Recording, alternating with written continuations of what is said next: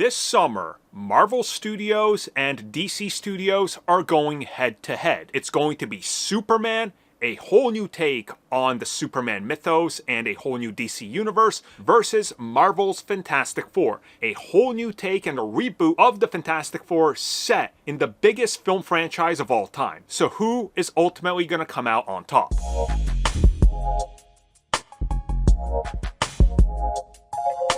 So of course, this July, it's not just a giant two-way battle between Superman and the Fantastic Four. We also could talk about the next Jurassic Park film, aka Jurassic World. I forgot the subtitle.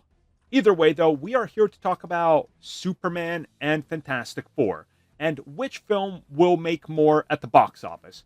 Now, personally, I don't care about this. I am excited for both.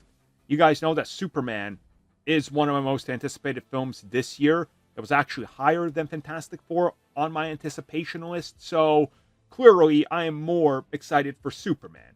Now, whether or not Superman makes more than the upcoming Fantastic Four, that's what we're going to discuss here. So let's kick it off with Superman. The reason I'm kicking it off with Superman is because we're doing it in order of release. There's no intent here or some sort of conspiracy that I'm trying to throw one underneath the other. It's just how they release. Superman is releasing first in the second week of July, aka on July 11th of 2025. Now, there's a bunch of things that are going for and against this film. First and foremost, let's talk about what it has going for it. One, it is a Superman film after more than a decade of a lack of Superman on the big screen in his own outing. Two, the goodwill of everybody that saw Superman and Lois has restored some faith in this film.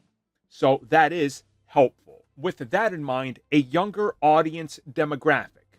Now, you might not be into David, his looks, his broccoli haircut when he's Clark Kent, but I have to inform you, the same type of women that are in their late 30s and early 40s that hung on and cling on to Henry Cavill, there's a whole new generation of those girls that are obsessed with David, who is in his prime right now at 31 years old. The film has that going for it. Rachel Brosnahan as well.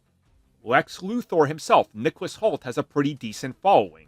So the film is already pretty stacked with notable actors that a lot of people, specifically younger people, really like. So I think that that's a factor that's going to help it. Now let's talk about the factors it has going against it.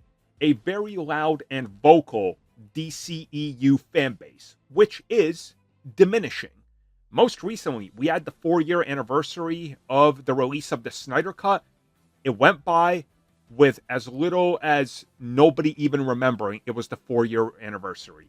Outside of the most dedicated, it didn't even get much traction on any websites. It's largely been forgotten. That fan base seems to be slowly dwindling away. Many of the key figures in that movement have moved on. So is it going to impact it? Maybe a little, to the most vocal online fans. But the other thing it has going against it, and this is a big one, July 2nd of 2025, is Jurassic World Rebirth. Look at that. I wrote down its name later on here in the notes, but not the original one. How did that happen? Either way, whatever. Jurassic World, I know some people are saying, I'm done with this, I don't care. Guys, every one of these films is $1 billion film. This one looks way better than the last two. I personally had no interest in seeing this, but that first trailer turned me right around. I'm going to be there day one. Those early screenings, I'm there for this. A lot of people are feeling the same way.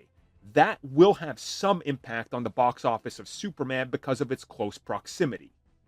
And the other thing that could impact people for good or for bad is, of course, what happens with this film's perception in relation to James Gunn and the reviews. If the reviews come in sky high, I think that helps the film.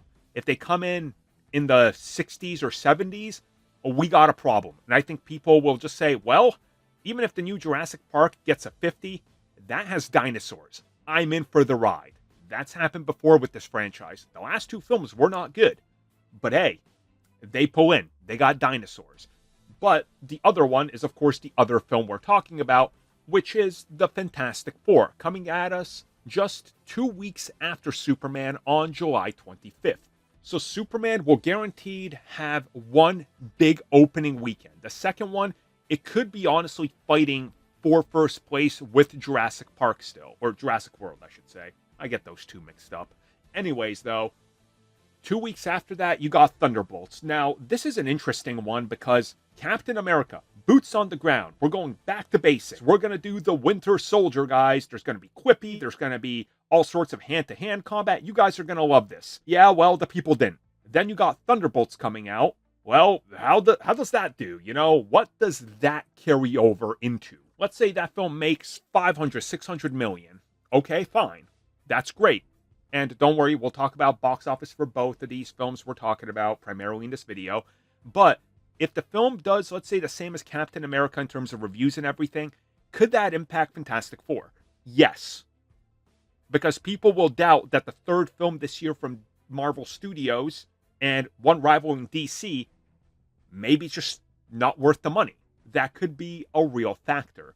And I think you look at it that way. Now, the ups on this one are, it looks completely different. It looks like it's finally a good version of the Fantastic Four. Also, it has Pedro Pascal. People love him.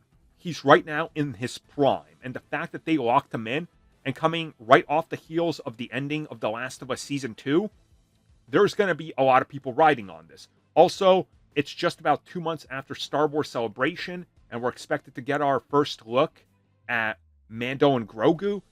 It could be the literal factor that pushes this movie forward. So then people bring up the box office. And Superman's been predicted to be a $1 billion hit. That would make it currently the biggest film of the year. At least, you know, not counting the one Chinese film, which people don't account for whatever reason. Either way, though, if that's the facts and it does $1 billion, this means that July ain't nobody else making money if Superman's making $1 billion. That means Jurassic World is not hitting $1 billion, and neither is Fantastic Four. I find it hard to believe that Jurassic World is not going to deliver at least close to $1 billion, that Superman's going to make more, and that Fantastic Four will make half of that. So the way I'm looking at it is, we got a major three-way battle, and it's up for anybody to grab the big bag and the $1 billion. I'm saying Jurassic World guaranteed, the biggest hit of the three. Man, this turned into a three-way fight, I guess. Then I'm going to say Superman comes in second, with Fantastic Four in a close third. And I think that all three of these films will suffer the same fate that we got in May of 2018.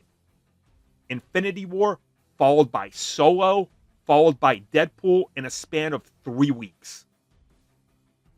Deadpool and Solo were cannibalized. And Jurassic World right now is in the same position as Infinity War. I hope I'm wrong about this because I want to see everything succeed, but it's going to be a tough battle. So stay tuned and we'll see how this goes. Thank you for checking out that video, and thank you for your continued support. Feel free to like, share, subscribe, do whatever you will, and if you're so inclined and would like some additional content from us, which includes unfiltered content and bonus discussions, we do offer exclusively in our member section. We hope to see you there. So thank you for watching, and have a good one.